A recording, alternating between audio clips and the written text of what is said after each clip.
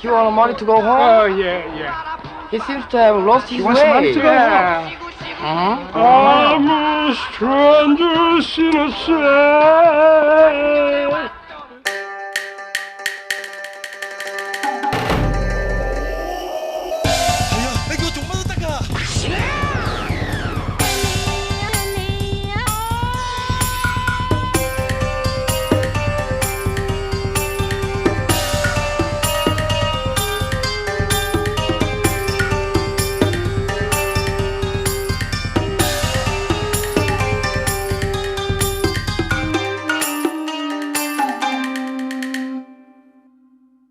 Bienvenue dans cette nouvelle rétrospective consacrée à un acteur sud-coréen, un des tout meilleurs acteurs de Corée du Sud, qui est Han Sung-ki. Alors pourquoi faire une rétrospective sur Han Sung-ki qui malheureusement n'est pas un acteur très connu en dehors des frontières de Corée du Sud? Eh bien justement parce que c'est un acteur qui n'est pas très connu en dehors des frontières de Corée du Sud. Paradoxalement, c'est un des acteurs les plus connus en Corée parce qu'il a une carrière très longue. Il a été une star dans les années 80 et l'est resté jusqu'à aujourd'hui. Et il a aussi un certain rayonnement international parce qu'il a été dans un certain nombre de coproductions, voire de films hors Corée du Sud. Et malheureusement, malgré ça, il reste criminellement donc mal connu en dehors des frontières, en dehors du grand public sud-coréen. Et donc c'est l'occasion de le mettre en valeur, l'occasion de parler d'un acteur qui, à mon avis, mérite d'être davantage connu et reconnu. C'est un peu le principe de la chaîne, hein. Le but de cette chaîne, c'est pas de vous reparler de Marvel, de machin, enfin des trucs de Jackie Chan. Bon, ça arrivera peut-être un jour, hein. Mais c'est d'essayer de vous faire découvrir de nouvelles choses, des choses qui sortent un peu des sentiers battus. Et Han Sung-ki, tout en étant quand même quelqu'un, comme j'ai dit, une star en Corée, ne l'est pas en dehors et donc mérite d'être davantage couvert, et voilà, donc c'est l'occasion de le faire. C'est également en phase avec une de mes marottes, comme vous avez pu le voir dans la dernière vidéo que j'ai sortie sur la Corée du Sud, à savoir donc pourquoi est-ce que les fans de cinéma sud-coréen ne s'intéressent pas aux films pré-2000. Eh bien, ça fait partie des choses que moi j'aime bien faire, à savoir parler des films sud-coréens des années 80, 90, 70, 60, de toute cette période, en gros après la fin de la guerre de Corée, jusqu'aux années 99-2000, quand il y a eu le boom de l'Hallyu. Donc toute cette période qui est quand même assez longue et qui est très très mal connue, trop mal connue. Et donc le fait de parler de Han Sung-ki et de faire une rétrospective Han Sung-ki, ça me permet de couvrir tout un tas de films de cette période, puisqu'il a commencé très très tôt, il a commencé à la fin des années 1950, et il a ainsi déroulé tout un tas de films durant cette période. Il est resté actif à partir du moment où il y a eu le boom du cinéma sud-coréen, donc dans les années 2000, et encore aujourd'hui il apparaît régulièrement dans des films, donc on va aussi traiter de cette période, mais on va donc pouvoir traiter de toute la période antérieure et voir ce que représente le cinéma sud-coréen de cette période, qui est très inégale, parce que même si j'aime la mettre en valeur, même si j'aime en parler, il faut bien être conscient qu'il y a beaucoup de films de cette période qui sont pas terribles, et on va en voir une bonne petite tripotée, mine de rien, dans cette rétrospective. Mais on va également avoir d'excellents films. Donc voilà, ça va être l'occasion de faire beaucoup de découvertes. Je pense que beaucoup de films dont on va parler ici ne sont pas vraiment connus. Et j'espère que ça va vous intéresser. Dans le même temps, tout comme ça avait été le cas pour la rétrospective Sony Chiba, Han Sung-ki, donc c'est, comme je l'ai dit, quasiment 60 ans de carrière. Donc c'est assez énorme, c'est beaucoup de films, et malgré tous mes efforts, je suis très loin de les avoir tous vus. Donc on va se retrouver avec une filmographie à trous. Il va y avoir des moments où je vais être obligé de passer un certain nombre de films que Han Sung-ki a fait, parce que je n'ai pas réussi à me les procurer, je n'ai pas réussi à les visionner, et donc il y aura quelques années où comme ça on va faire un peu saute-mouton. C'est assez triste, mais donc ça ne veut pas dire que Han Sung-ki a pris quelques années de sabbatique. Au contraire, c'est quelqu'un qui a tout le temps travaillé, mais simplement que je n'ai pas vu les films. Et voilà, je m'en excuse à ce niveau. Peut-être qu'il y aura un rattrapage un jour quand certains d'entre eux seront disponibles, mais voilà, en l'état, on va quand même avoir pas mal de manques, mais on va quand même réussir à faire 3 vidéos sur le sujet, qui vont certainement durer à chaque fois plus d'1 heure, donc on va quand même pas mal couvrir la carrière de Han Sung-ki et on va découvrir beaucoup de films. Voilà, donc toutes ces petites mises au point ayant été faites, on va s'attaquer dès maintenant à la rétrospective Han Sung-ki avec le premier film qui date de 1959 et qui a été réalisé par Shin Sang-ok et qui s'appelle Sister's Garden. Donc Shin Sang-ok, c'est le grand chef du cinéma sud-coréen durant cette période de la fin des années 50 jusqu'aux années 60.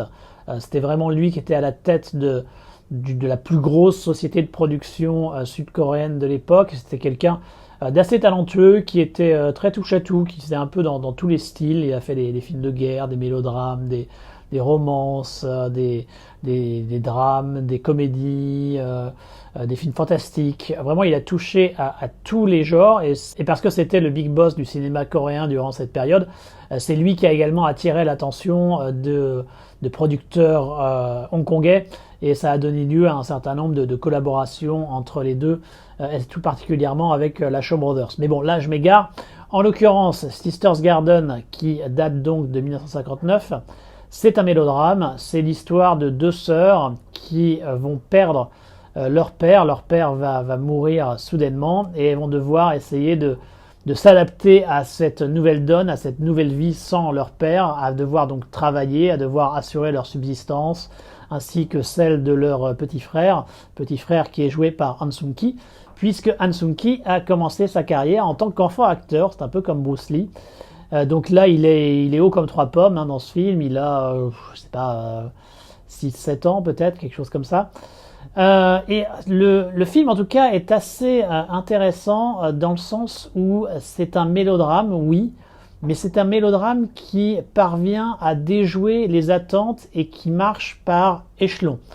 Alors, je vais aller peut-être un petit peu loin dans cette idée, mais c'est que, en fait, par exemple, au début du film, l'aspect mélodramatique d'entrée de jeu, c'est évidemment la perte du père, et c'est le fait qu'il avait des dettes. Il avait des dettes par rapport à la maison qu'occupent donc le père et ses enfants. Et c'est la difficulté que vont avoir les deux sœurs, les membres de famille restants, de pouvoir payer ces dettes, de pouvoir faire en sorte qu'elles aient un toit sur leur tête. Et donc on peut penser que ça va être le ressort dramatique pendant tout le film, que ça va être la grande difficulté, comment est-ce qu'on va réussir à payer cette dette, qu'est-ce qu'il va falloir faire comme sacrifice, etc. Dans un mélodrame classique, c'est comme ça que ça se passerait. Mais là, c'est pas du tout le cas. En fait, la question de la dette est réglée finalement assez rapidement dans le premier tiers du film, et après on passe à autre chose. Et il y a régulièrement des aspects comme ça en fait. On va avoir des nouvelles problématiques, on va avoir des nouveaux éléments mélodramatiques qui vont rendre la vie de ces deux jeunes filles et de leur petit frère difficile évidemment, mais ça ne va pas se résoudre de la manière à laquelle on pensait, ça ne va pas être étiré comme ça peut l'être assez régulièrement sur les mélodrames de cette période. Non, ça va aller dans d'autres directions. Il va y avoir, encore une fois, tout un tas d'aspects mélodramatiques, mais ils vont être réglés à un moment et ils vont aller dans une autre direction, ce qui fait qu'on est, mine de rien, toujours assez attentif et toujours pris dans l'histoire, parce que il y a des petites surprises, il y a des évolutions qui sont assez originales par rapport au genre du mélodrame, et donc finalement ça marche plutôt pas mal. Ce qui est aussi assez notable, c'est que la plupart des personnages sont assez gentils, assez positifs. Il y a finalement assez peu de personnages qui sont vraiment horribles, qui veulent profiter de la situation, qui veulent abuser de la situation de faiblesse des deux sœurs. Alors il y a bien quelques personnages qui sont un peu troubles, mais même eux finalement ont des motivations assez positives et assez compréhensibles, et finalement ça donne quelque chose, un mélodrame plutôt léger, ce qui n'est pas forcément une mauvaise chose, hein. Parfois les mélodrames ça peut être très très lourd et ça peut être assez difficile à digérer, mais là Sister's Garden finalement il passe plutôt bien, il pousse pas trop loin dans le côté mélodramatique et le côté pleurnichard, ce qui est à la fois sa faiblesse et sa force, hein, puisque quelque part on n'est peut-être pas aussi touché, on n'a pas autant envie de pleurer que ça pourrait se faire sur un autre mélodrame, mais ça permet un visionnage plutôt tranquille et sans grosse ficelle de manière générale. Donc c'est un bon petit Shin Sang-ok, un bon petit mélodrame. Pas le film du siècle, hein, évidemment, mais ça se laisse regarder sans déplaisir. Et comme j'ai dit, Han Sung-ki, c'est un tout jeune garçon, le petit junior de la famille. Il n'y a pas grand-chose à en dire. C'est assez difficile finalement de voir dans sa prestation gamin ce qu'il va donner plus tard. Vraiment, si on ne m'avait pas dit que c'était Han Sung-ki, si je ne le savais pas avant, j'aurais probablement jamais deviné qu'il serait devenu un des plus grands acteurs sud-coréens par la suite. Il n'y a rien d'extrêmement notable dans sa performance. Il n'est pas irritant, ce qui est déjà pas mal pour un gamin dans un film, mais il n'est pas non plus avec un charisme fou comme pouvait l'être par exemple Bruce Lee quand il était déjà enfant. Donc prestation correcte pour le très très jeune Han Sung-ki, mais rien d'incroyable non plus de sa part. Reste quand même donc un mélodrame plutôt sympa et qui permet de se familiariser avec Shin Sang-ok. C'est pas son meilleur film, comme je l'ai dit, mais ça reste tout à fait acceptable et tout à fait correct. Donc si vous voulez faire d'une pierre deux coups, découvrir Shin Sang-ok et Han Sung-ki, vous n'aurez pas forcément un mauvais moment à passer avec Sisters Garden. Ce sera plutôt une légère recommandation. Donc. On passe à l'année 1960 avec La Servante, réalisée par Kim Ki-young. La Servante qui est généralement considérée par la plupart des critiques sud-coréens comme un des plus grands films sud-coréens qui ait jamais été réalisé et produit. Kim Ki-young, c'est un réalisateur qui est très apprécié de la critique sud-coréenne. C'est un réalisateur qui avait effectivement une patte assez personnelle et qui essayait d'explorer des thématiques adultes et sérieuses. La Servante, c'est clairement son film le plus connu. Moi, personnellement, j'avais préféré Les funérailles à la choreo de lui, dont j'ai parlé dans la vidéo sur le cinéma sud-coréen pré-2000.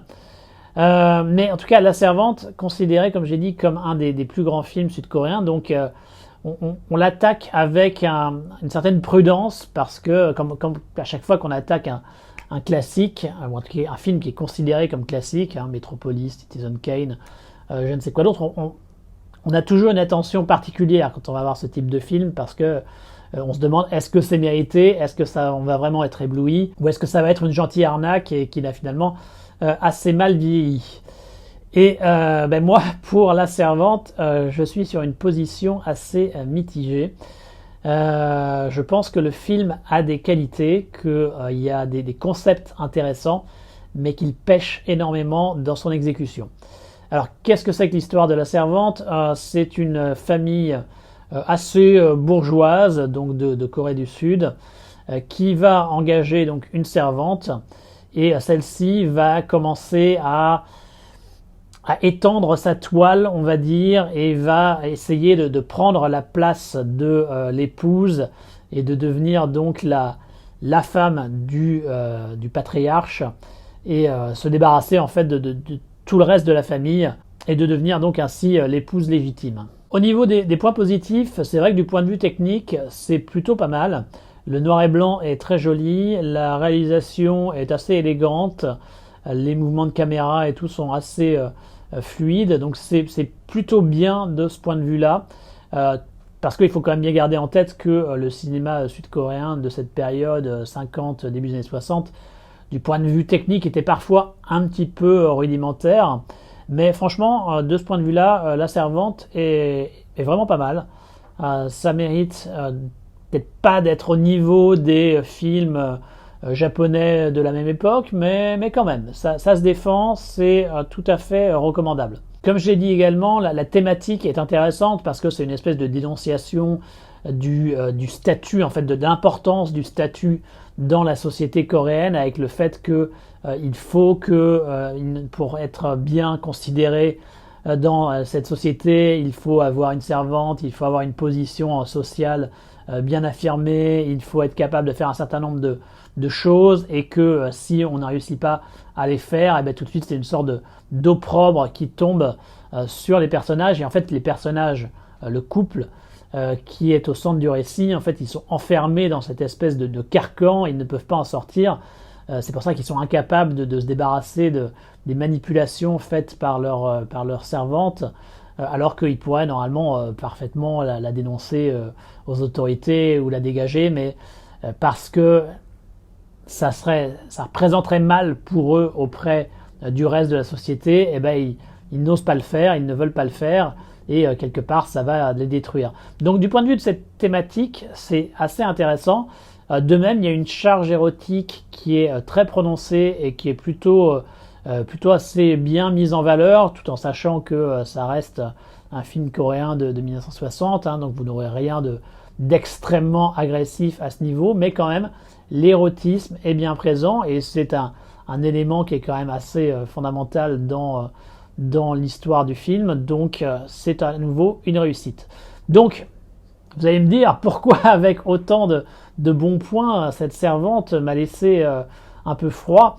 Parce que je trouve qu'il faut quand même une sacrée dose de suspension d'incrédulité pour croire que on laisserait cette servante étendre sa toile et faire ces différentes manipulations.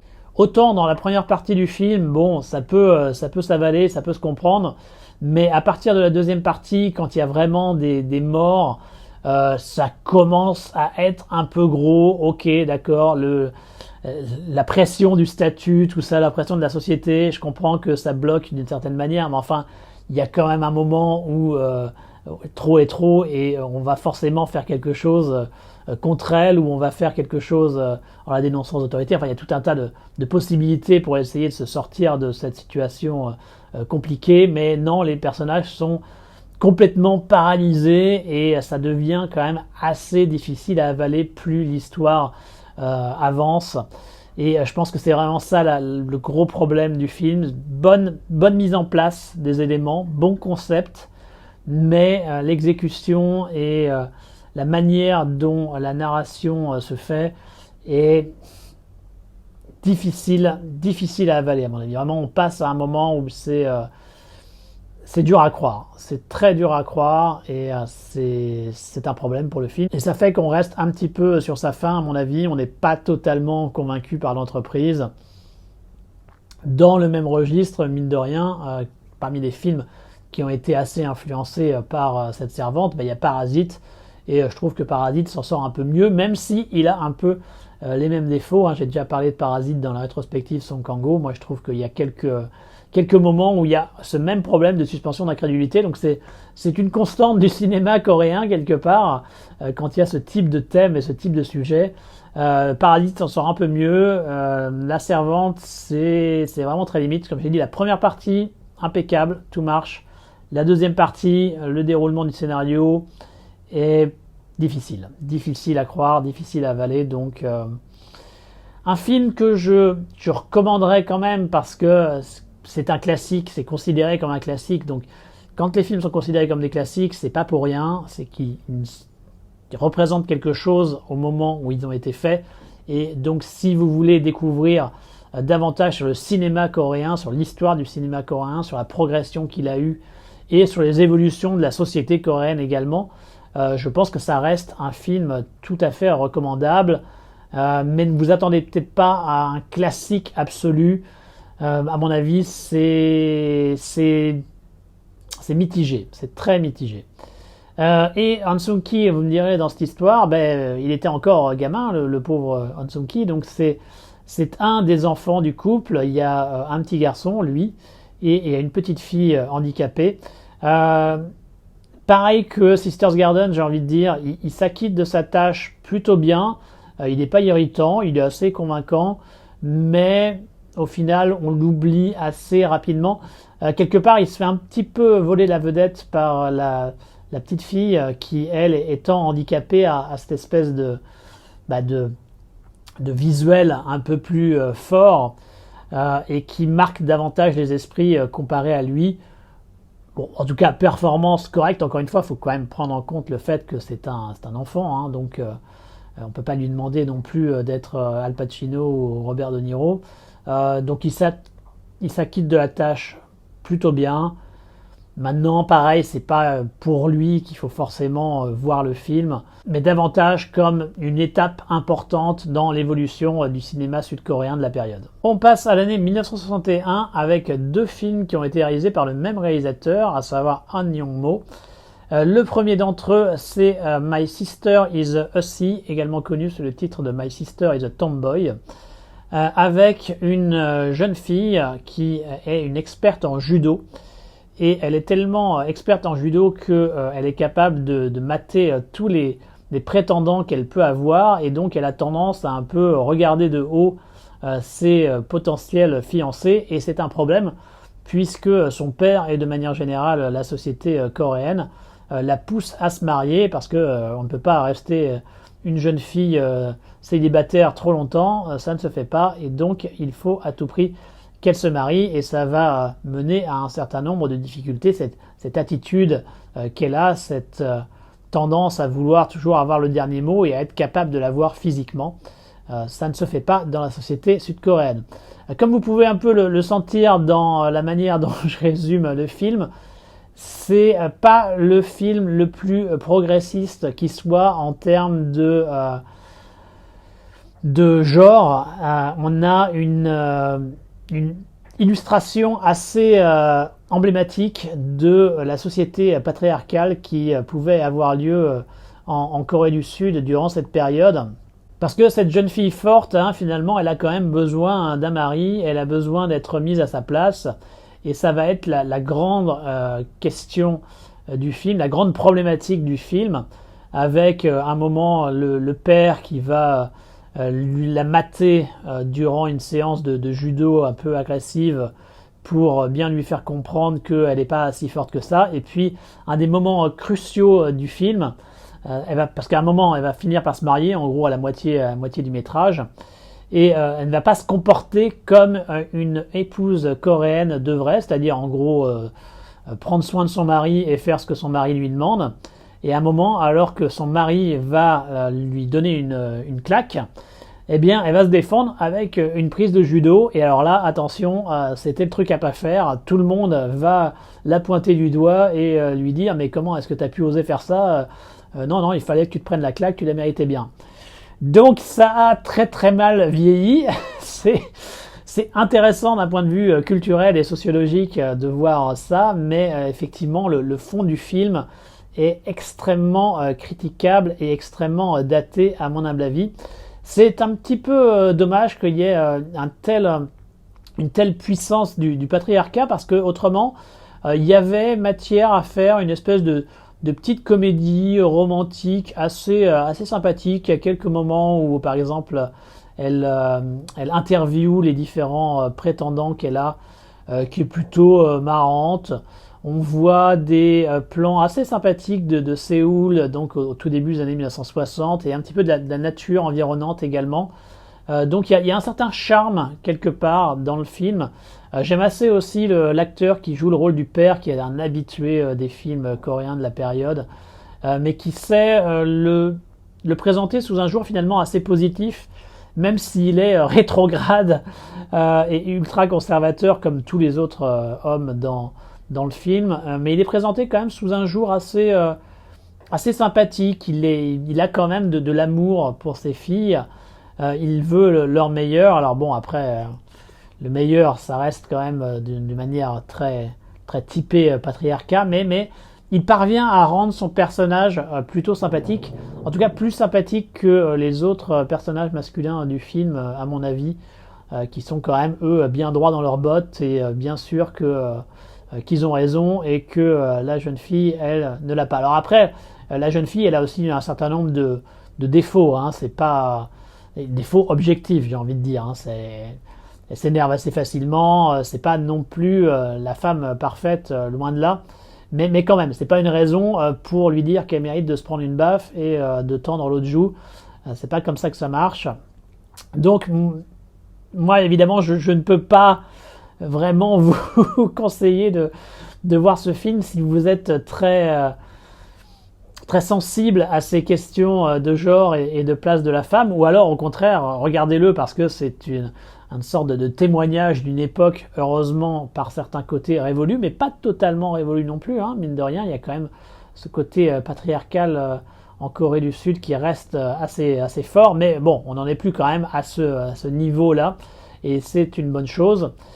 Han Sung-ki, comme d'hab, hein, c'est le petit dernier de la famille, et comme pour les deux autres films, il n'y a pas grand-chose à dire de sa performance, ça marche, ça passe, mais il n'y a rien de particulièrement notable ou qui donne l'idée que ça va devenir un des plus grands acteurs de la péninsule. À noter également quand même qu'il y a une torture un peu light d'un chien à un moment, donc voilà, pareil, si vous êtes sensible en plus des questions de genre au traitement des animaux, peut-être qu'il vaut mieux que vous évitiez ce My Sister is a Sea, donc le témoignage d'une époque qu'on espère révolue. Et en termes de valeurs progressistes ou ici ultra conservatrices, bien on va en manger encore une petite dose avec l'autre film réalisé donc par Han Young-mo qui s'appelle A Dream of Fortune. Donc dans A Dream of Fortune, on retrouve le même acteur qui jouait le père dans My Sister is a Tomboy, qui cette fois-ci donc est en couple et qui a quelques difficultés économiques. Alors c'est pas la fin du monde, ils parviennent à survivre, mais c'est pas facile tous les jours. Et pour ça, la femme de celui-ci n'arrête pas de le pousser pour que il gagne plus d'argent, qu'il investisse, qu'il fasse des choses de manière à ce que enfin ils aient davantage d'argent et une vie meilleure. En soi, elle n'a pas forcément complètement tort parce que le mari en question, il est un petit peu feignasse. Quand il reçoit des amis, il n'hésite pas à sortir de l'argent pour boire jusqu'à plus soif, même si les cordons de la bourse sont assez difficiles. Donc c'est pas forcément quelqu'un qui est extrêmement vertueux de ce point de vue-là, mais il n'empêche qu'on est dans un film de Han Young-mo et donc un réalisateur, comme vous l'avez vu, très conservateur, et l'idée ça va quand même être de critiquer l'épouse, hein, parce que c'est quand même plus elle qui est en cause, parce que donc l'épouse, à force de pousser son mari à faire plus pour gagner, à travailler plus pour gagner plus, comme dirait un ancien président de la République, elle va le pousser à investir dans un business qui est géré par un Coréen américain qui a fait un espèce de trafic en utilisant ses connexions avec l'armée américaine, et donc elle va le pousser à utiliser tout l'argent qu'ils ont parce qu'il a une affaire en or. Et évidemment, cette affaire en or ne va pas se révéler aussi bonne que prévu.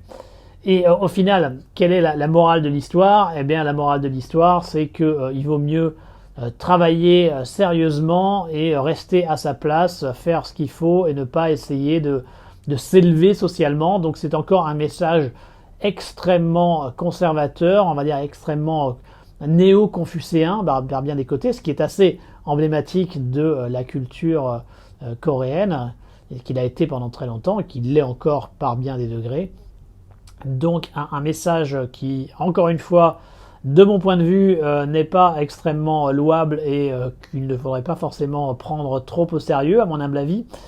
Mais c'était en tout cas le type de film qui était relativement populaire en Corée du Sud durant cette période, donc c'est quand même assez intéressant à voir. Et le personnage qui évidemment est le plus en cause dans cette histoire, c'est quand même le personnage de la femme, parce que c'est elle qui est la source du malheur des autres personnages. Et d'ailleurs c'est assez étonnant parce que le film est traité comme un croisement entre comédie et mélodrame. C'est plutôt comédie au début, et puis plus ça avance, plus on va sur le mélodrame.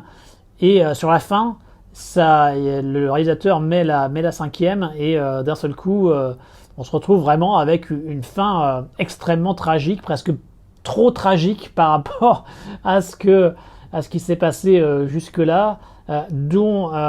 Et cette tragédie, c'est lié au personnage de Han Sung-ki, qui est donc le fils de cette petite famille, qui, encore une fois, je suis désolé, je vais faire le même commentaire, qui est bien, qui est plutôt attachant, mais qui ne donne pas non plus une prestation incroyable, ou qui ferait qu'on verrait un potentiel de nature à ce qu'il devienne un grand acteur par la suite. Donc même réalisateur, même type de message et logiquement même absence de recommandation en ce qui me concerne pour Dream of Fortune. À mon avis, ça ne mérite pas forcément que vous fassiez des efforts pour le regarder, à moins que vous soyez très intéressé donc par le côté culturel. Il y a également quelques éléments sociaux qui sont mis en avant, en tout cas au début du film, sur la crise du logement par exemple. Ce qui est quelque chose qui n'est plus exactement d'actualité en Corée du Sud, en tout cas beaucoup moins, mais qui l'était finalement dans la Corée du Sud d'après-guerre. Donc ça, c'est assez intéressant de voir le film par rapport à ces problématiques. Mais bon, si vous n'avez pas d'intérêt sur ces questions et si vous voulez juste un bon film, clairement, que ce soit A Dream of Fortune, que ce soit My Sister is a Tomboy, non, il n'y a pas besoin de se forcer, hein, clairement. On fait un grand bond en avant, on passe toute la période des années 60 et des années 70 et on arrive en 1980 avec Windy but Pleasant Day réalisé par Lee Jang-ho. Lee Jang-ho, c'est un réalisateur dont on va pas mal parler parce que c'était un des réalisateurs les plus populaires de la Corée du Sud durant cette période des années 70-80 et Han Sung-ki donc logiquement a beaucoup travaillé avec lui. L'histoire de Windy but Pleasant Day, c'est l'histoire de trois jeunes hommes qui sont à Séoul et qui essayent de tracer leur route, d'essayer de faire leur chemin professionnellement et amoureusement parlant. Donc ils vont chacun sont chacun dans des petits jobs au début. Il y en a un qui travaille dans un hôtel, il y en a un autre qui est chez un coiffeur barbier et puis l'autre qui est dans un restaurant. Le restaurant, c'est Han Sung-ki, en fait il est livreur pour le restaurant. Et chacun vont se retrouver confrontés à une situation un peu particulière, avec à chaque fois un personnage féminin, avec une relation amoureuse. Et dans ce qui concerne Han Sung-ki, en fait il va se retrouver à rencontrer une jeune fille un peu bourgeoise, très à la mode, et pour laquelle il va évidemment flasher, et la jeune fille en question va s'amuser un peu avec lui en le manipulant quelque part, parce que lui est beaucoup moins moderne. C'est un peu le gars de la campagne qui connaît pas grand chose et qui est un peu à côté de la plaque, et donc elle va en profiter pour son gain personnel.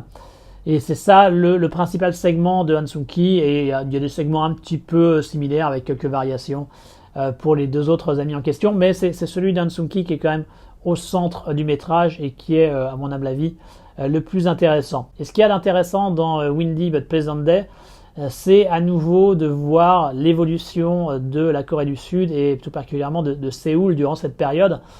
Mine de rien, la Corée du Sud avait connu et était en train de connaître un développement économique assez important, et c'est intéressant de voir que ça a été capté dans le film de Lee Jang-ho avec énormément de chantiers. On voit qu'il y a énormément de constructions qui sont en train d'avoir lieu, qu'il y a une évolution des mœurs et de la culture à travers donc du personnage de la jeune fille pour laquelle Han Sung-ki a le béguin. Il y a une certaine modernité, il y a des séquences de boîtes de nuit, donc une modernité triomphante qui est en train de se mettre en place en Corée du Sud. Mais ce qui est également intéressant, c'est que Lee Jang-ho, lui, il s'intéresse aux personnages qui, eux, sont un peu les laissés pour compte de cette réussite économique, qui essayent de vivre comme ils peuvent et pour lesquels c'est difficile de s'adapter dans ce nouvel environnement. Et donc ce point de vue, cette volonté de vouloir mettre en avant des personnages un petit peu de classe populaire et de montrer donc l'évolution du pays, je trouve que c'est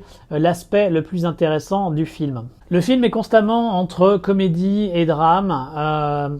Le côté drame n'est pas totalement convaincant. Je trouve que les ficelles utilisées sont finalement des ficelles qui reviennent un peu à ce que faisait le cinéma coréen des années 60-70. Et donc c'est parfois un petit peu grossier, un petit peu prévisible. Donc c'est dommage. De même, l'aspect comique n'est pas non plus incroyable. Les gags sont pareillement un petit peu poussifs. Ce qui fait donc que si le film est intéressant en tant que témoignage historique, c'est vrai que en tant que film proprement dit, il laisse un petit peu sur sa faim. Moi, je suis pas très fan de Han Sung-ki quand il doit jouer les persos qui sont un petit peu, j'allais dire neuneux. Bon, c'est un peu méchant, mais un peu comme ça, quoi. Un peu ce côté, ouais, je suis très maladroit, je sais pas quoi faire. Il en fait un petit peu trop à mon goût. Alors, c'est pas uniquement lui, hein, ses autres camarades sont un peu dans le même registre. Donc, ça devait être certainement des instructions de Lee Jun-ho. Moi, je suis pas super fan de ça. Il le fait correctement, on va dire. Mais c'est vraiment pas ce que je préfère de lui. Il y a une petite séquence qui est assez sympa quand même, la séquence de la boîte de nuit justement, dont j'avais vaguement évoqué, dans lequel Han Sung-ki donc va essayer d'impressionner sa belle en s'inspirant des danses des chamans qu'il avait dans son village, et il commence à faire n'importe quoi sur le sol de la boîte de nuit, et ça marche plutôt pas mal. C'est assez rigolo de le voir y aller à fond comme ça dans le n'importe quoi.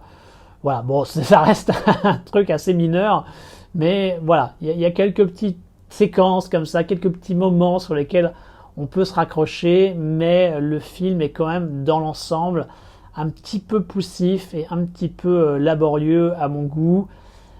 Je ferai quand même une très légère recommandation, mais clairement, ce n'est pas ce qu'il y a de mieux dans la carrière de Han Sung-ki. On monte d'un niveau avec l'année 1981 et avec Mandala, réalisé par Im Kwon-taek. Mandala, un film que j'avais déjà évoqué dans la petite vidéo sur Im Kwon-taek, qui est donc un road movie philosophico-religieux où on suit deux moines, un joué par Han Sung-ki qui va rencontrer un moine qui ne suit pas les règles classiques bouddhistes, qui est bon vivant, qui mange de la viande, qui n'hésite pas à passer du bon temps avec des jeunes filles.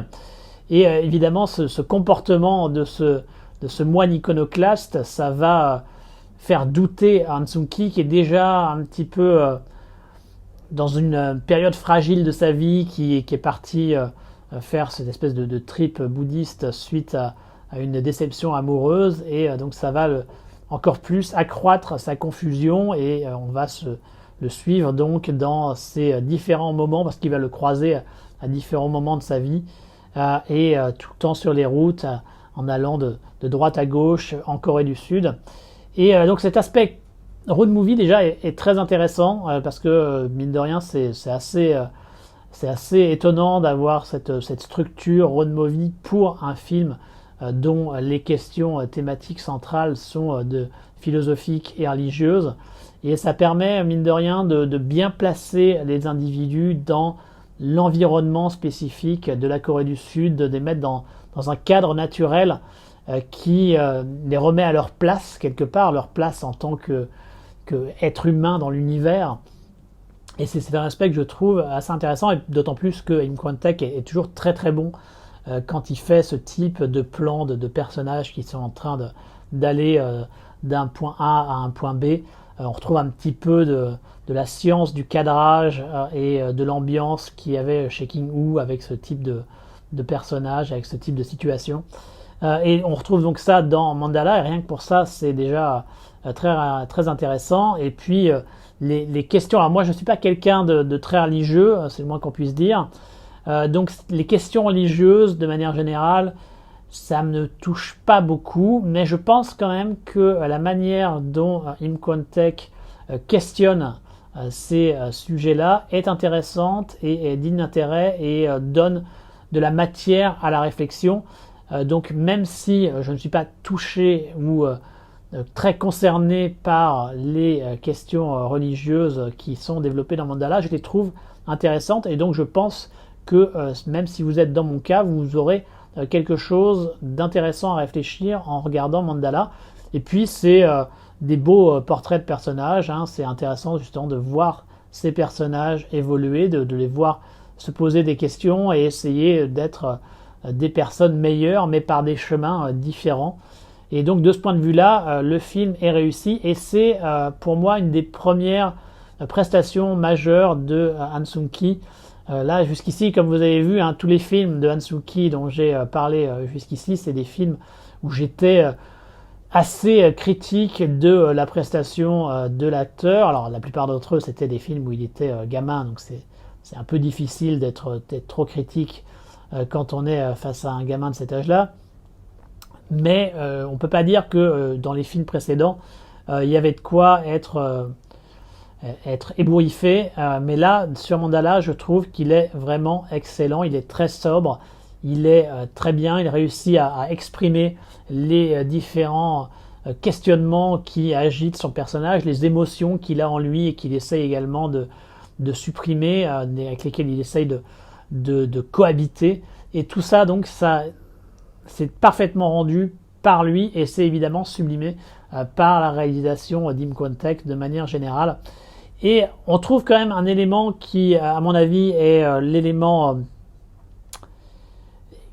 qui est le fil rouge, j'ai envie de dire, de la carrière de Han Sung-ki, c'est que Han Sung-ki, il est quand même le meilleur quand il a des personnages sérieux. C'est un acteur sérieux de manière générale, même si il va toucher à tous les genres, hein, vous allez voir.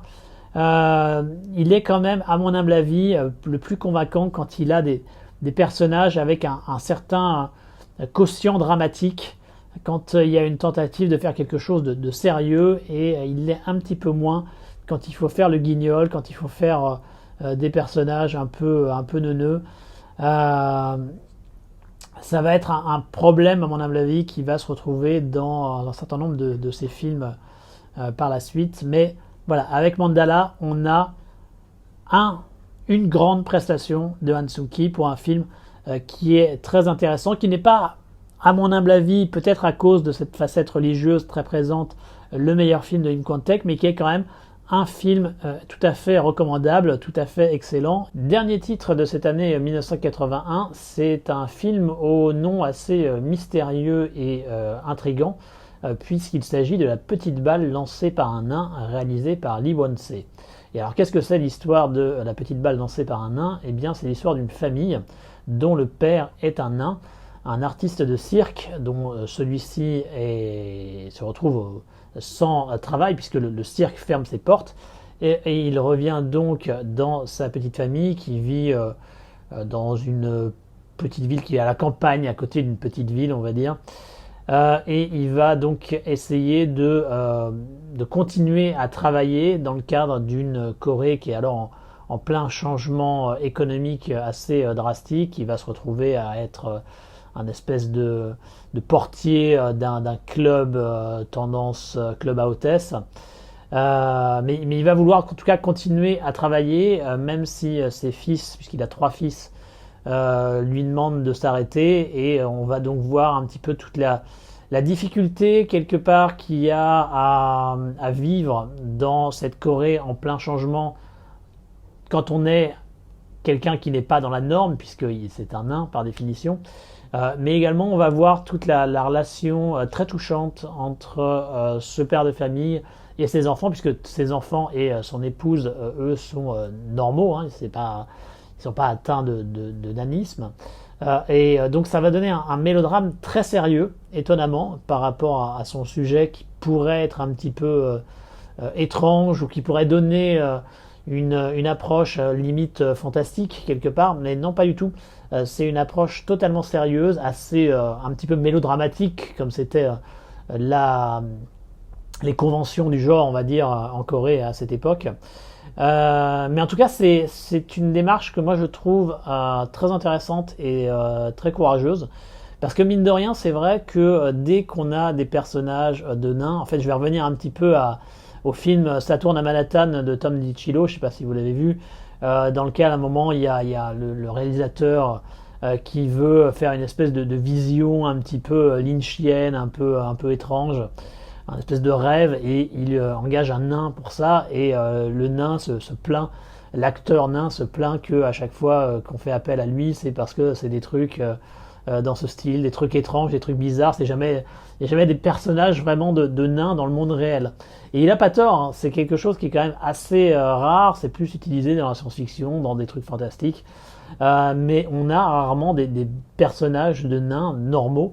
Et là, c'est le cas. C'est un personnage de nain tout à fait normal. C'est un être humain à part entière, qui a une famille, qui a une vie, qui a des sentiments. Et on peut voir ce que c'est effectivement mine de rien, la difficulté que ça a à avoir une vie normale et être respecté dans ce type d'environnement dans un environnement qui n'est pas forcément fait pour soi dans un premier temps. Et donc de ce point de vue-là, c'est vrai que La petite balle lancée par un nain, eh bien c'est un film courageux, c'est un film intéressant et qui mérite d'être vu. Dans le même temps, il y a également des relations, comme j'ai dit, assez touchantes entre le patriarche, le nain, et son épouse, et également ses enfants, dont son aîné, qui est joué par Han Sung-ki, qui est d'ailleurs très bien dans le rôle. On sent qu'il porte un poids, une certaine responsabilité par rapport à l'échec quelque part de sa carrière, parce qu'en fait il y avait la volonté d'avoir une certaine élévation sociale. Il aurait pu étudier, il aurait pu potentiellement faire des choses, mais il a préféré rester et devenir un espèce de petit paysan pour rester dans l'environnement qui est le leur. Et il y a un certain poids, une certaine culpabilité quelque part chez le personnage d'Han Sung-ki de ne pas finalement avoir poussé dans cette direction. Et il y a également, et c'est ça qui est le plus intéressant je trouve, c'est le vrai rapport affectueux qu'il y a entre le père et le fils. Et c'est vraiment le cœur du film, le rapport au fait d'être un nain et de vivre dans une société qui n'est pas forcément ouverte par rapport à son apparence. C'est quelque chose qui est intéressant, mais je trouve que l'aspect le plus touchant et le plus réussi, c'est vraiment le rapport justement entre le père et le fils. Il y a vraiment des scènes très très jolies quand Han Sung-ki donc soutient son père, et il y a une discussion très honnête entre les deux à un moment dans une barque. C'est des moments qui sont vraiment très touchants et qui font que le film est tout à fait recommandé. C'est un bon film, comme vous pouvez le voir d'après ce que je suis en train de dire. C'est un film que je vous recommande. Après, il n'est pas parfait non plus. Il est un petit peu lent au niveau du rythme. La technique n'est pas tout à fait idéale. La photographie est assez sombre, un petit peu trop sombre. Elle n'est pas aussi réussie qu'elle pourrait l'être à mon avis. Le propos est très louable, mais parfois il y a quelques grosses ficelles sur la manière dont c'est fait. Le côté évolution de la Corée est présent également, mais ça va pas aussi loin que ce qu'on pourrait vouloir. Il y a quelques clichés quelque part des mélodrames sud-coréens, comme ça a été le cas dans les années 70 ou 60, qui se retrouvent encore ici et qui tirent légèrement le film vers le bas. Ça n'empêche pas que le film soit recommandable et soit donc tout à fait intéressant à regarder, mais ça l'empêche de monter d'un niveau au-dessus et d'être vraiment considéré comme un véritable classique du cinéma sud-coréen de l'époque, je trouve. C'est dommage parce que le potentiel était là et il y a des éléments qui marchent, mais ça ne peut pas être poussé totalement au bout de sa démarche. Donc c'est un film réussi quand même, intéressant, mais aussi un petit peu frustrant parce qu'on voit qu'il y avait potentialité de faire encore quelque chose de plus. Bon, en tout cas, ça reste recommandable. Bonne prestation de Han Sung-ki, donc prestation très dramatique, très sérieuse. Le type de prestation où moi je pense qu'il donne le meilleur de lui-même, et effectivement, il est très bien, tout en sachant que même si son personnage est très important, ce n'est pas le personnage central proprement dit du film, puisque c'est le père. Mais voilà, il est très bien lui dans le rôle, donc un bon film. Comme quoi l'année 1980 pour Han Sung-ki, c'est quand même une bonne année hein, entre Mandala, entre celui-là. Il s'impose quand même déjà comme un gros acteur, un des plus gros acteurs de Corée du Sud de cette période. On passe à l'année 1982 avec Les gens d'un bidonville, réalisé par Bae Chang-ho. Les gens d'un bidonville, c'est l'adaptation d'un livre qui avait eu beaucoup de succès en Corée du Sud. Et ça décrit donc la vie dans un bidonville autour de Séoul, avec une mère et son fils qui vivent dans ce bidonville. La mère est en couple avec un homme qui est un chauffeur de taxi. qui est une relation parfois un peu conflictuelle, mais bon, en tout cas, ils sont ensemble et ils s'épaulent. Et il va apparaître dans leur vie l'ancien mari, le père de l'enfant, qui va donc réapparaître et qui va vouloir finalement assumer son rôle de père, quelque chose qu'il n'avait jusqu'ici pas fait, et ça va être le principal fil rouge du film. Les gens dans Bidonville, c'est un très bon film de cette période, du début des années 1980. C'est un film qui n'a pas été facile à faire pour Bae Chang-ho parce que évidemment le sujet de gens dans un bidonville, c'est pas quelque chose qui est extrêmement flatteur pour le régime sud-coréen de l'époque, donc ça a été suivi de près par la censure et elle a demandé pas mal de modifications. Mais au final, ça n'a pas. Enfin, peut-être que le film aurait été encore meilleur si ces coupes et modifications n'avaient pas eu lieu. Mais en l'état, on a quand même un excellent film parce que Bae Chang-ho réussit vraiment bien à décrire ce bidonville, à décrire le quotidien, avec tout un tas de personnages assez hauts en couleur et qui ne sont ni héroïsés, ni montrés comme des monstres ou des voleurs, montrés de matière trop négative.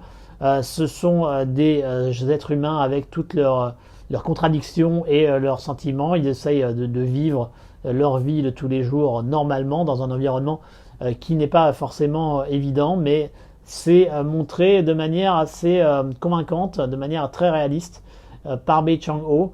Ça peut paraître étonnant quand on est habitué à la Corée du Sud ultra moderne actuelle, mais de voir que il y a eu cette période comme ça avec un développement économique agressif et qui laissait beaucoup de gens sur le bord de la route, et donc rien que pour ça, je pense que le film mérite d'être vu. On a déjà eu des personnages comme ça qui étaient un peu en marge, qui étaient en difficulté. On va continuer à en avoir qui sont un peu laissés donc sur le côté de la route du développement économique sud-coréen. Mais je trouve que celui-là est peut-être celui qui en traite le mieux, sans que ce soit au cœur du film, parce que au final le cœur du film c'est la relation entre l'ex-mari, sa femme et leur enfant. C'est vraiment ça qui est au cœur, mais c'est celui qui, je trouve, donne la peinture la plus juste de ce bidonville, de ces naufragés économiques du développement ultra rapide de l'économie sud-coréenne. Et donc rien que pour ça, c'est évidemment très bien. À côté de ça, on a également de très bonnes performances et des relations intéressantes entre donc l'ex-mari joué par Han Sung-ki et son ancienne épouse. Encore une fois, il joue un personnage qui est finalement une variation quelque part de celui qui était le sien dans La petite balle lancée par un nain, où il avait une certaine culpabilité par rapport à sa relation avec son père. Ben là, c'est une certaine culpabilité par rapport à la relation à son ex-épouse, mais surtout par rapport à son fils dont il ne s'est pas occupé jusque-là. Et il est très bien là-dessus. Excellente prestation de Han Sung-ki, une de ses meilleures de cette période, à mon humble avis. C'est vraiment très touchant quand il est avec son fils et qu'il n'ose pas lui dire exactement quelle est son identité réelle. Il est également très touchant avec son épouse. Oui, on voit bien qu'il ne sait pas exactement comment gérer le truc, parce que oui, il a été coupable quelque part d'un abandon du couple. Il ne s'est pas montré à la hauteur, et donc même s'il a des bonnes intentions, il doit quand même vivre avec ce poids, et ça donne des interactions assez intéressantes, assez touchantes. Il y a quand même une bonne petite dose de mélodrame, ça faut pas se le cacher, hein. Comme je l'ai dit sur le précédent film, c'était mine de rien des conventions des films sud-coréens. Il y avait quand même une tendance très forte au mélodrame, et a été des années 60 et des années 70, et c'est encore présent dans ce cinéma sud-coréen du début des années 1980, ce qui est parfois un peu grossier, un peu dommage. C'était plus le cas, je trouve, sur La petite balle lancée par le nain. C'est un peu moins le cas sur celui-là, donc c'est toujours présent, mais ça s'efface un peu plus, et finalement ça reste assez acceptable, je trouve, et assez facilement digestible. En tout cas, ça ne nuit pas aux vraies qualités qui sont présentes dans le film du début jusqu'à la fin, et on fait avec finalement assez bien. Donc ouais, c'est Jean d'un bidonville, je vous le recommande chaudement, un des tout meilleurs films du début des années 1980 en Corée du Sud, et donc une excellente prestation de notre ami Han Sung-ki. On passe à l'année 1983 avec un autre film de Im Kwon-taek, l'excellent Im Kwon-taek, qui est Un village dans la brume, dans lequel on suit une institutrice qui est envoyée dans un petit village de Corée du Sud, un petit village un peu paumé, où elle va donc avoir son premier job là, et puis elle va rencontrer un espèce de mendiant qui s'appelle Kei-chol, avec lequel elle va avoir un rapport à la fois d'attirance et de répulsion.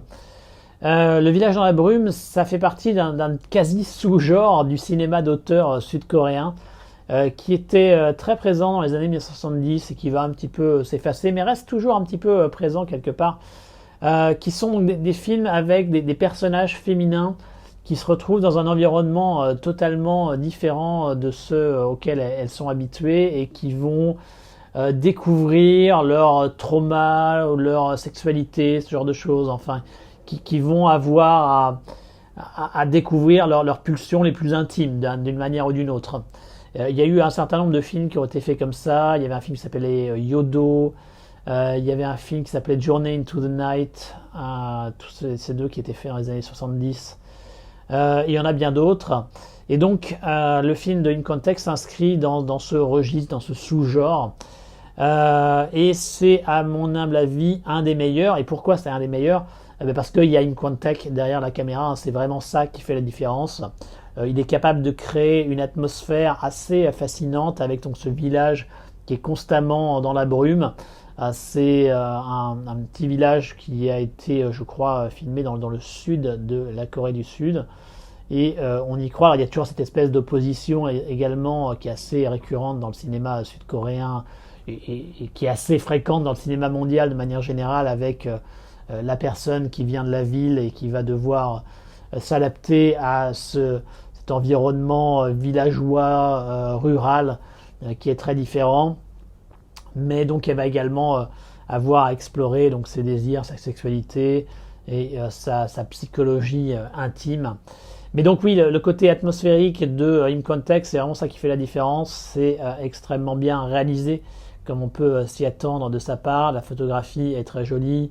Il y a quelques moments vraiment sublimes avec des mouvements de caméra, des travelling à la fois très simples mais très effectifs et soutenus par une musique tout à fait adaptée, même si parfois certains choix peuvent être un peu surprenants, des trucs un peu tube pop disco, mais ça marche parce qu'il y a ce talent d'Im Kwon-taek derrière la caméra, et il y a un soin également qui est apporté au personnage de l'institutrice, qui est très bien joué également par l'actrice principale, qui permet donc de s'attacher au personnage et d'être prêt à suivre ses recherches intimes, on va dire.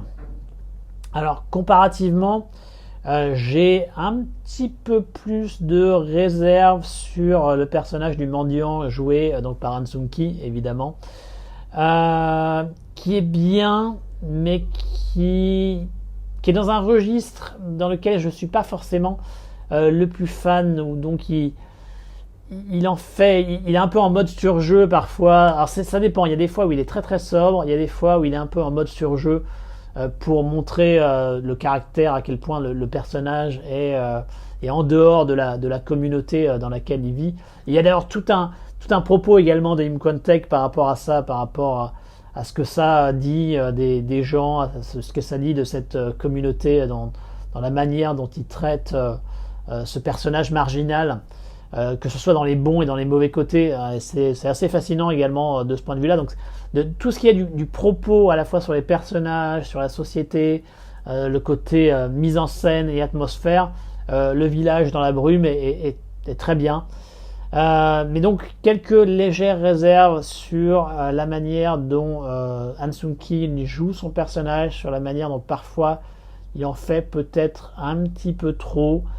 Quelque part c'est nécessaire, mais c'est pas le registre dans lequel vraiment je le préfère. Donc c'est peut-être ça moi qui me bloque, parce que moi je le préfère dans un registre un petit peu plus sérieux.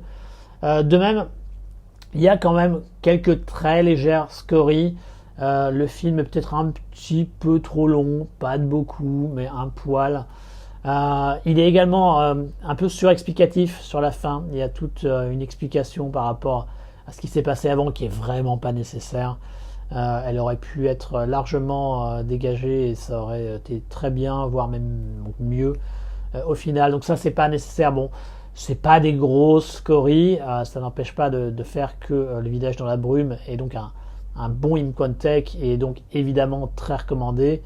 Mais voilà, il y avait peut-être moyen de faire encore mieux, mais c'est pas très grave puisqu'on aura d'autres films d'Imcontech dans lesquels il va vraiment aller au top de son jeu. Donc voilà, c'est pas trop grave, légèrement frustrant, mais ça reste quand même un must, ce Village dans la brume, au même titre que l'autre film d'Imcontech dont on avait déjà parlé, qui était donc Mandala. Toujours en 1983, Han Sung-ki continue à travailler avec Bae Chang-ho, donc le réalisateur des Gens d'un bidonville, avec un film que moi j'aime beaucoup, qui s'appelle Flower on the Equator.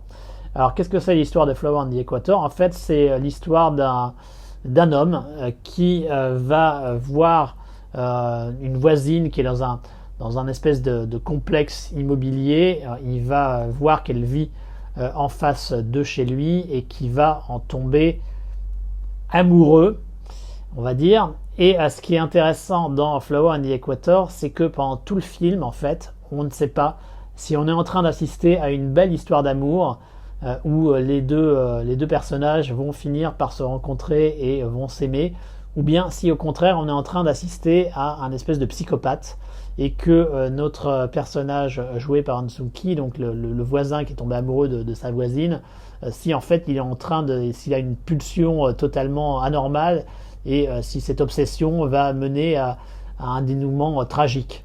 Et c'est vraiment ça la grande force de Flower on the Equator, c'est que pendant quasiment l'intégralité du film, pendant quasiment plus de 90 minutes, on est toujours sur une espèce de ligne de fracture et on n'est jamais sûr, est-ce qu'on est en train de regarder une comédie romantique, est-ce qu'on est en train de regarder un thriller de psychopathe. Et donc il y a toujours cette interrogation et il parvient à la mener du début jusqu'à la fin, et donc c'est vraiment très fort de ce point de vue-là, je trouve.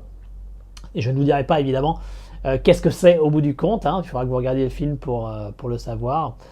Et donc ça tient à la réalisation de Bae Chang-ho, mais ça tient également grandement à la prestation de Han Sung-ki, qui est toujours également sur cette espèce d'entre-deux, dont on voit bien qu'il a quelque chose, il a des sentiments envers sa voisine, mais quel type de sentiments exactement? Eh bien, il est capable de rester toujours sur ces deux axes et de ne jamais nous donner un élément de manière à nous faire croire plus que dans une direction plus qu'une autre. Et donc c'est vraiment du grand art de ce point de vue-là. Donc il se complète parfaitement, Bae Chang-ho et Han Sung-ki à ce jeu-là. Et donc belle performance d'Han Sung-ki pour un film que je considère être comme un petit joyau, ouais, allons-y, du cinéma sud-coréen, parce que c'est pas un film dont j'ai vu beaucoup de critiques, beaucoup de retours.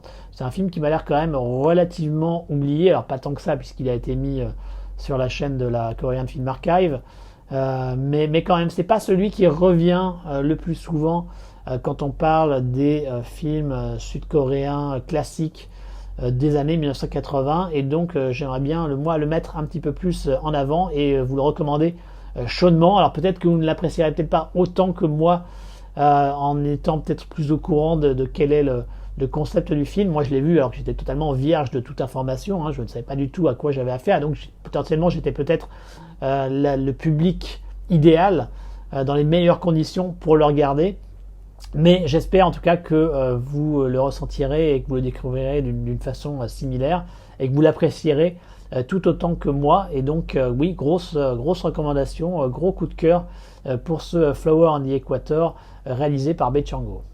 L'année suivante, en 1984, Han Sung-ki reste fidèle à Bae Chang-ho avec un film qui s'appelle Well Hunter, dans lequel on suit un petit étudiant un peu loser, on va dire, qui fait la connaissance d'un mendiant un peu flamboyant, joué par Han Sung-ki, et qui va l'accompagner dans ses aventures. Ils vont également faire la connaissance d'une prostituée muette. Et donc ces trois personnages un peu étranges, un peu paumés, vont être ensemble et vont être dans tout un tas d'aventures qui vont permettre aux trois d'entre eux de grandir quelque part, d'évoluer, et tout particulièrement le personnage principal de l'étudiant, puisque ça va être une sorte d'éveil à l'âge adulte, quelque part. Il va passer d'un espèce de grand enfant à un adulte à travers cette rencontre avec ces personnages un peu étranges.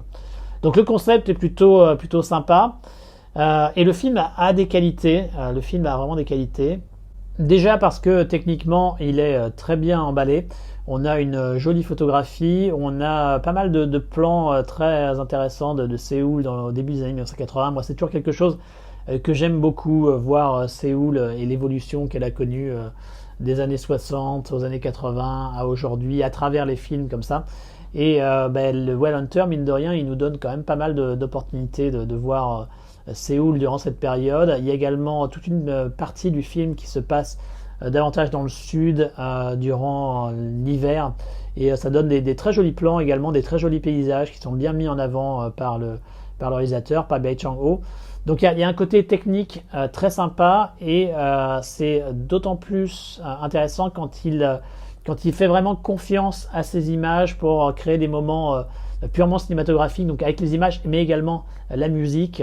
Et quand il se laisse porter par ces éléments-là, ça donne les meilleurs moments du film. D'ailleurs, en parlant de musique, durant une séquence de poursuite, il y a un morceau de Jean-Michel Jarre qui est réutilisé, voilà, comme ça, hop, à la hongkongaise, sans se poser de questions, à mon avis, sur la question des crédits. Mais donc, il y a des moments très, très sympathiques, très, très atmosphériques de ce point de vue-là qui méritent.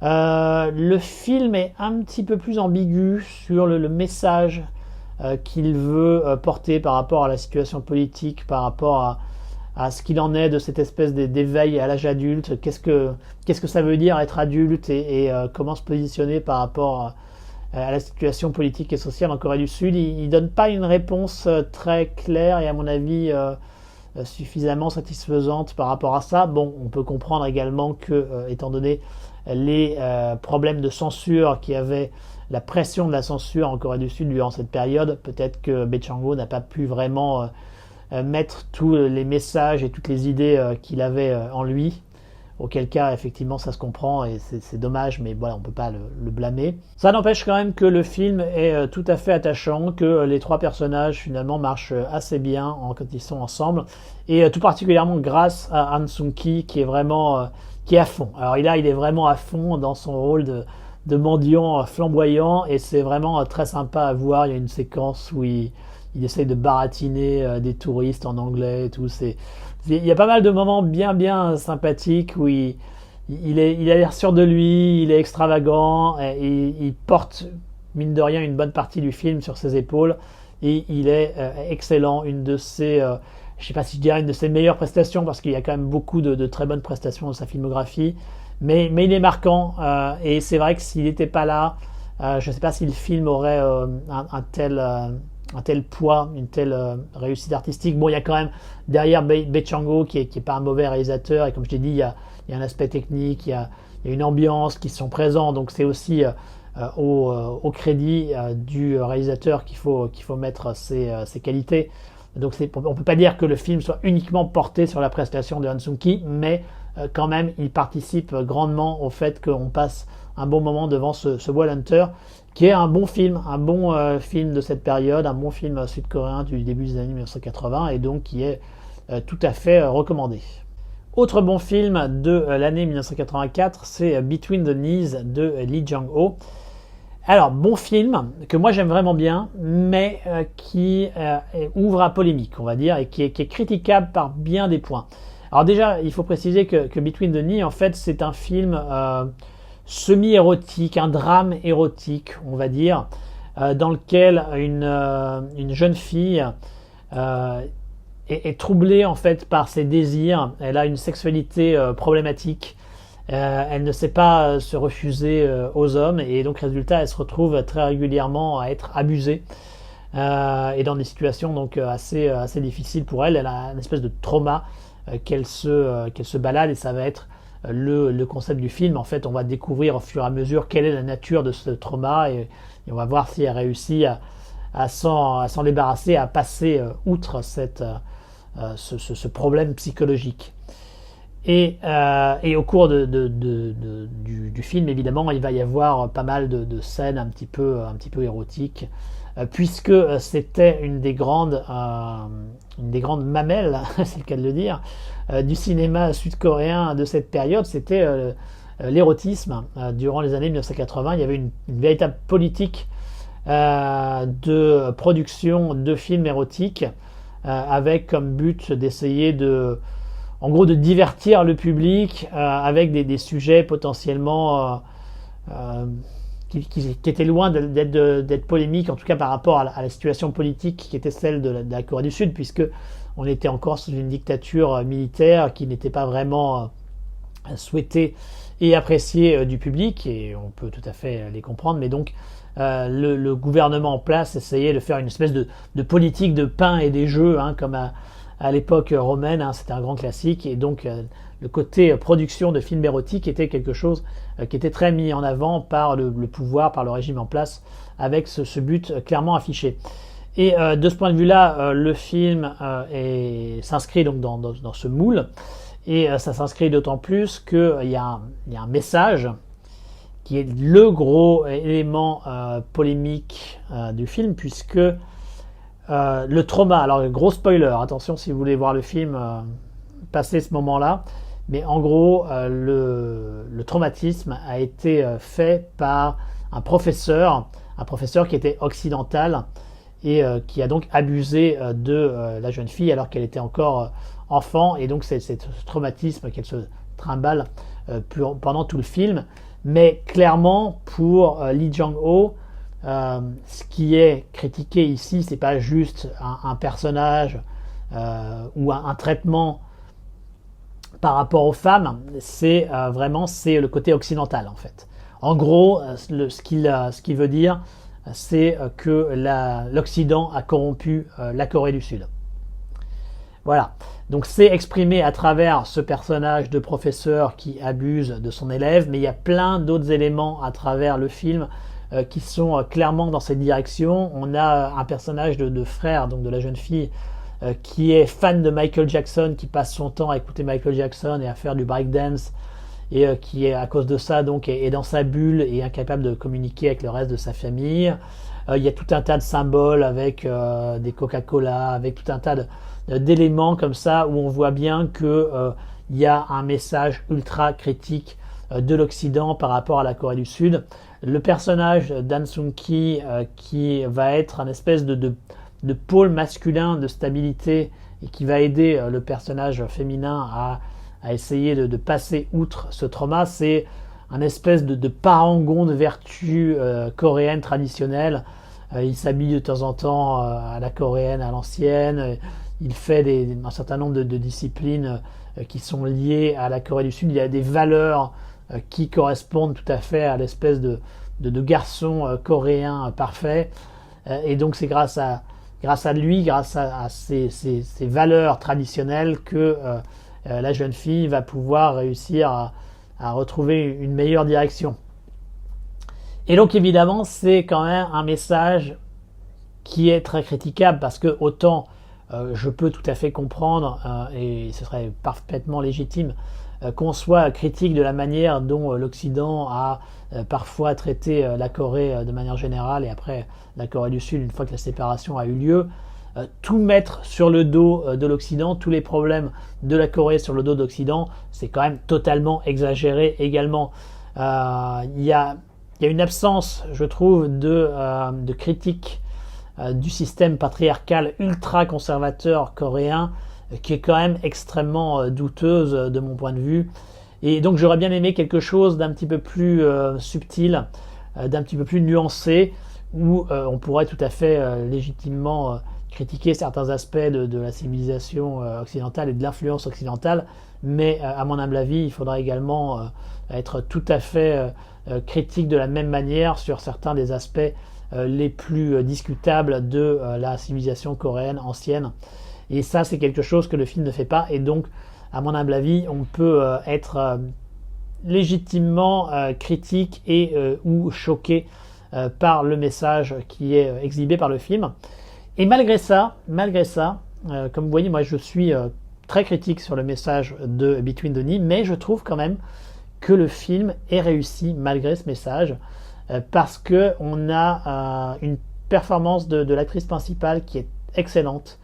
Elle réussit vraiment à montrer les différentes facettes de son personnage. Elle est à la fois sexy, elle est à la fois troublée, elle est à la fois quelqu'un dont on comprend le trauma psychologique et pour lequel on a vraiment envie de l'aider également. Donc il y a différentes facettes qui sont pas forcément évidentes à réussir à accumuler à la fois dans le film, et je trouve qu'elle donne une excellente performance de ce point de vue-là. Et la réalisation de Lee Jang-ho est assez inspirée également et bien au diapason, avec quelques scènes très évocatrices, aussi bien d'un côté érotique, mais également avec des moments un peu plus flippants quelque part, un peu plus proches de l'horreur, et ça marche très bien. Avec une photo qui est également assez brillante, et ce que moi j'apprécie, avec des couleurs assez marquées, ce qui n'est pas forcément le cas de la photographie des films coréens de cette période. Si on reprend par exemple La petite balle lancée par un nain, avec sa photographie qui était beaucoup trop sombre, à mon avis, c'était souvent comme ça dans beaucoup de films sud-coréens de cette période. Et donc quand ils font des couleurs un peu plus brillantes, des photographies un petit peu plus chaudes, ben moi je suis assez preneur, et je trouve que ça marche bien ici dans Between the Knee, qui malgré son message extrêmement discutable, est quand même un bon film érotique dramatique à mon humble avis, et que donc je vous incite à voir malgré tout, tout particulièrement pour l'actrice principale, peut-être davantage que Han Sung-ki, qui est bien Han Sung-ki dans le rôle, comme je l'ai dit, du jeune coréen traditionnel parfait. Il est tout à fait à son aise, il est tout à fait convaincant, mais c'est probablement plus pour la jeune fille sur lequel le personnage est centré, que le film mérite d'être vu. Mais donc intéressant à regarder, ne serait-ce que parce que ça fait réfléchir. Après, encore une fois, vous n'êtes pas obligé d'être d'accord avec le message apporté par Lee Jang-ho, mais en tout cas, ça donne de quoi réfléchir, et cinématographiquement parlant, c'est quand même assez bien maîtrisé, assez bien foutu, et donc je donne quand même une certaine recommandation à Between the Knees. L'année suivante, 1985, notre ami Han Sung-ki continue toujours avec Bae Chang-ho, son réalisateur fétiche de cette période, de cette décennie clairement, avec un film qui s'appelle The Deep Blue Night, et qui a été réalisé, tourné intégralement à Los Angeles, en tout cas en Californie. Ce qui, mine de rien, était quelque chose d'assez inédit pour le cinéma de Corée du Sud, d'aller faire des tournages en dehors de la Corée. Donc rien que pour ça, le film a une petite place quelque part dans les livres d'histoire sur la Corée du Sud. Est-ce que pour autant ça en fait un bon film? Alors comme on va voir, c'est extrêmement mitigé. En fait, The Deep Blue Night, c'est Green Card, c'est Green Card version Corée du Sud, donc avec Han Sung-ki, qui est un immigré coréen qui essaye de survivre à Los Angeles, et qui, de manière à pouvoir être régularisé, va faire un mariage blanc avec une autre ancienne immigrée coréenne, mais qui elle est depuis bien installée, qui était mariée à un noir américain, et qui s'est séparé de son mari, et qui, pour continuer à survivre, en fait fait donc un mariage blanc avec Han Sung-ki. Et là où Green Card de Peter Weir a un côté à la fois social, réaliste, et un côté comédie assez prononcé, là on est dans le drame noir, avec une vision des conditions de vie et des conditions de travail pour les immigrés coréens aux États-Unis, qui est quand même assez sombre, qui n'a rien de très flatteuse, au point d'ailleurs que c'est parfois presque trop poussé, je trouve. Parfois ça noircit le tableau de manière presque presque trop exagéré. Et c'est intéressant, je trouve, de faire un parallèle entre ce film, alors moins avec Green Card, qu'avec le film hongkongais de Clara Lowe, Farewell China. Parce que, alors là, j'ai une théorie par rapport à ça, c'est que là où Farewell China faisait un sujet assez similaire qui était connecté avec le traumatisme de Tiananmen, avec un film qui décrivait donc le destin d'immigrés chinois aux États-Unis, un destin également extrêmement funeste, qui était très très critique par rapport aux États-Unis. Eh bien, on a un petit peu la même chose ici dans The Deep Blue Night, mais qui lui, je pense, fait écho au massacre de Gwangju et à tous ces événements qui ont mené au combat démocratique en Corée du Sud. Et donc, il y a même circonstances, même résultat.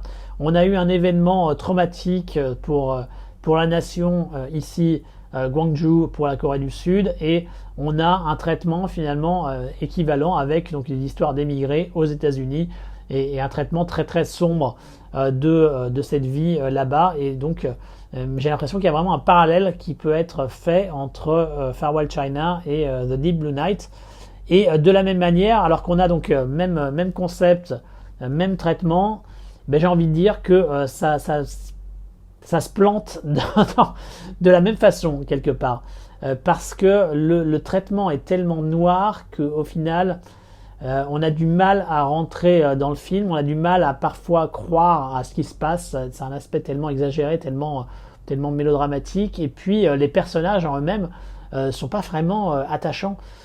C'est quand même un gros problème. Le personnage d'An Sung-ki, c'est quand même un beau salaud hein, quelque part, qui au début du film on le voit qui est à la limite en train de violer et de bastonner une fille et qui l'abandonne dans le désert. Donc voilà, c'est notre héros. Ok, il y avait peut-être moyen de montrer que c'était pas quelqu'un de forcément parfait, mais là ça pousse le bouchon quand même très loin. On a un personnage qui est très antipathique, qui n'hésite pas à vous être prêt à tromper sa femme. Alors, je dis pas, hein, il y a peut-être c'est normal de montrer qu'il y a des contradictions, que c'est difficile et que par certains moments on peut ne pas forcément être tout à fait en accord avec ses valeurs et faire des écarts. Ça peut être tout à fait compréhensible dans le cadre d'un drame réaliste.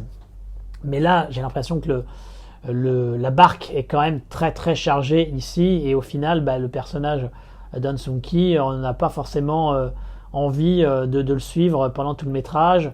La jeune femme avec laquelle il va se retrouver mariée, elle est également, on sent qu'elle est bien traumatisée par tout un tas de vécus. Elle a une fille dont elle a la garde, mais bon, elle est quand même, elle n'est pas psychologiquement sereine et très stable, et donc c'est difficile également de totalement s'attacher envers son personnage. C'est dommage parce qu'il y a un vrai propos, je pense, par rapport à la situation des immigrés coréens de cette période aux États-Unis. Il y a des choses à dire, il y a des éléments qui sont présents dans le film, mais l'angle qui a été choisi et la manière dont les personnages ont été construits et sont interprétés par les acteurs fait qu'au final c'est un film qui reste assez désagréable à regarder, et le potentiel est là, mais c'est pas quelque chose dont on ressort avec un plaisir évidemment, mais même au final intellectuellement il y a des éléments qui sont stimulants, mais ils sont pas traités de manière convaincante dans le film, et donc au final moi je trouve que c'est un film tout comme Farewell China qui est un petit peu raté, hélas, qui avait du potentiel, qui avait moyen de faire quelque chose de très intéressant, mais qui ne marche pas. Et puis je dois préciser également que ce n'est pas arrangé par le fait que, évidemment, vu que c'est tourné aux États-Unis, il y a beaucoup de dialogues en anglais, ce qui est normal, ce qui est une bonne chose, hein. Je préfère que les cinéastes conservent les langues originales, et évidemment si on est un immigré aux États-Unis, on doit se retrouver à à parler en anglais, hein, ça a beaucoup plus de sens plutôt qu'avoir tous les personnages qui parleraient en coréen. Donc ça c'est une bonne chose. Malheureusement, l'anglais de nos personnages principaux, enfin de nos acteurs principaux, il est quand même pas tip top. Alors encore une fois, ça pourrait être cohérent dans le cadre de la démarche du réalisateur, mais ça aboutit surtout à des dialogues qui sont assez maladroits, qui ne sonnent pas juste, et ça c'est quand même aussi problématique, et ça tire encore une fois le film un peu vers le bas, et c'est dommage. Mais donc film décevant, film avec beaucoup de potentiel, film avec quelques éléments intellectuellement stimulants, mais qui reste au final raté. Et le dernier film dont on va parler dans cette première partie de cette rétrospective Han Sung-ki, c'est un film de 1986 qui s'appelle Lee Jang-ho Baseball Team. Donc le réalisateur c'est Lee Jang-ho. Alors déjà remarquons quand même à quel point Lee Jang-ho à cette époque c'était quand même un des gros réalisateurs sud-coréens, puisque avoir le nom du réalisateur dans le titre, c'est quand même pas quelque chose de courant. D'ailleurs, à ma connaissance, je crois que c'est la seule fois où ça arrive. Et donc ça démontre à quel point Lee Jang-ho était un des réalisateurs commerciaux les plus en vue de Corée du Sud durant cette période, tout en étant conscient que le box-office des productions locales était pas grandiose, hein. C'était une période assez compliquée pour le cinéma sud-coréen, même si ça remontait un petit peu.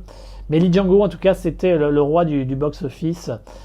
Et ici, il adapte un manhwa sur le sport, en l'occurrence le baseball étant un des principaux sports collectifs en Corée du Sud, hein. C'est évidemment, tout comme pour le Japon, un résultat de l'influence américaine. Et tout comme le Japon, il y a eu un certain nombre de BD, de manhwa ici, qui ont été faits par rapport à ce sport, et donc là Lee Jang-ho adapte une d'entre elles.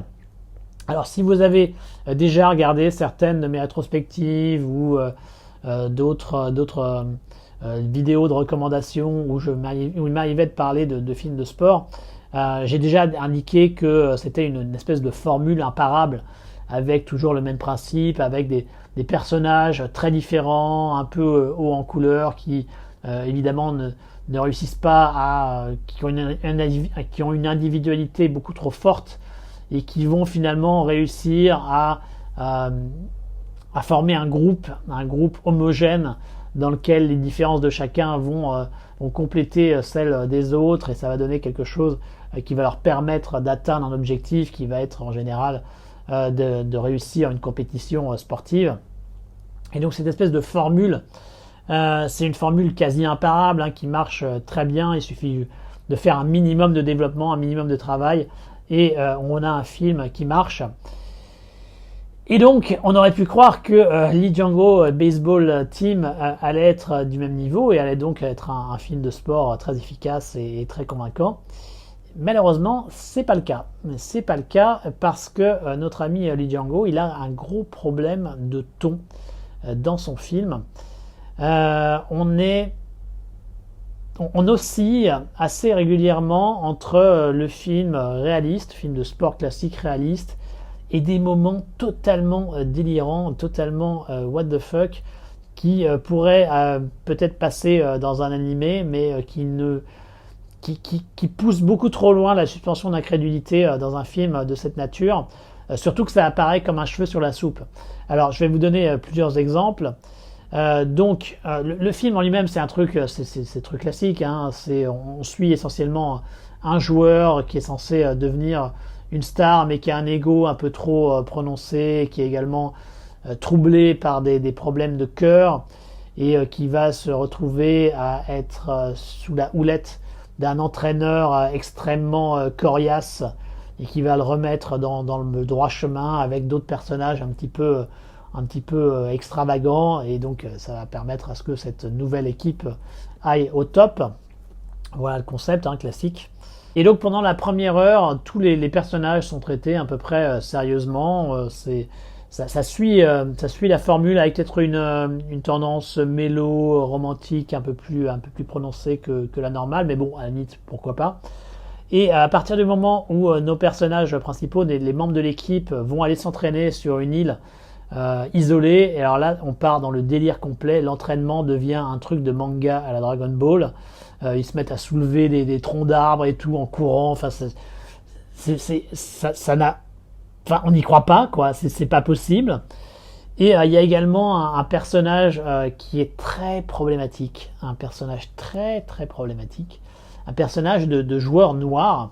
Alors pourquoi pas, hein, quelque part, avoir un personnage noir qui ici, qui est donc évidemment le fils d'un ancien soldat américain et dont le père n'est pas resté. Donc un personnage qui potentiellement pourrait être très intéressant et qui pourrait mener à beaucoup de réflexions et de propos par rapport à la Corée, par rapport aux États-Unis. Enfin, il y a vraiment plein de choses qui pourraient être discutées par rapport à ça, par rapport à la question de race en Corée du Sud.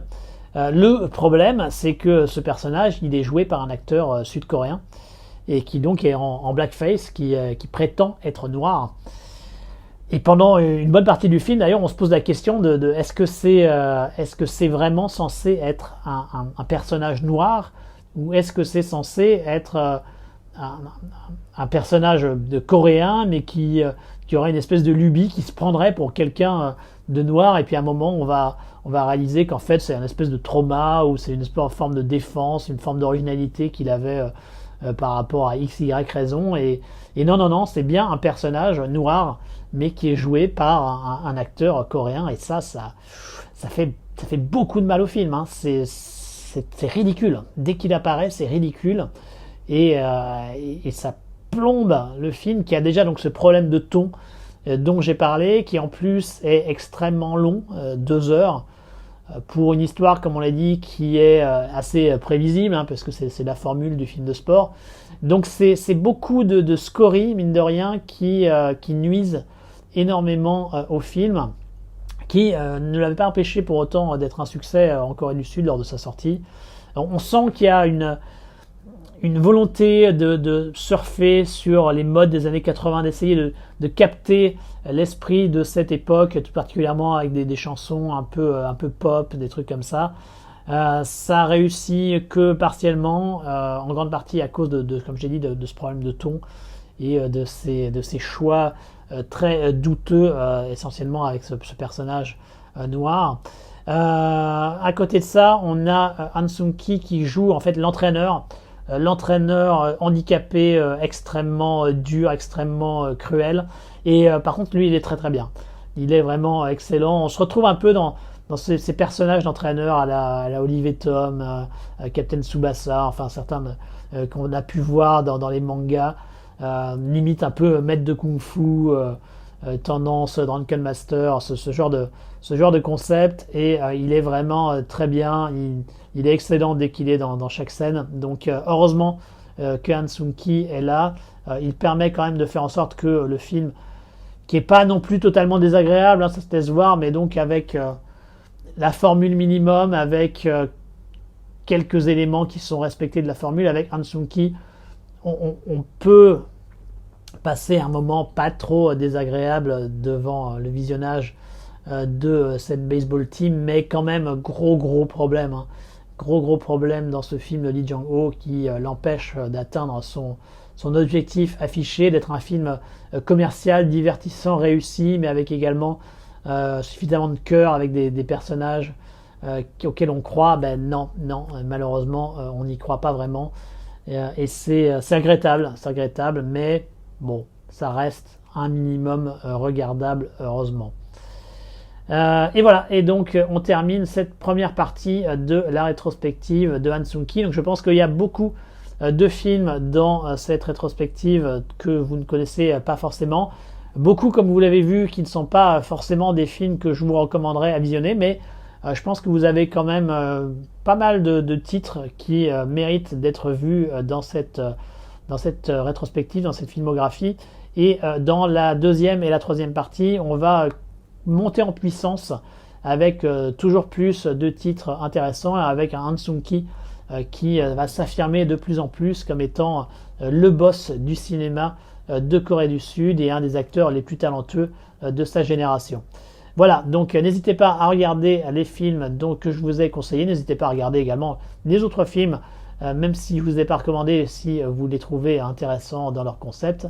Et on se retrouve très bientôt sur la suite de cette rétrospective ou dans d'autres vidéos de la Maison du cinéma asiatique. À très bientôt.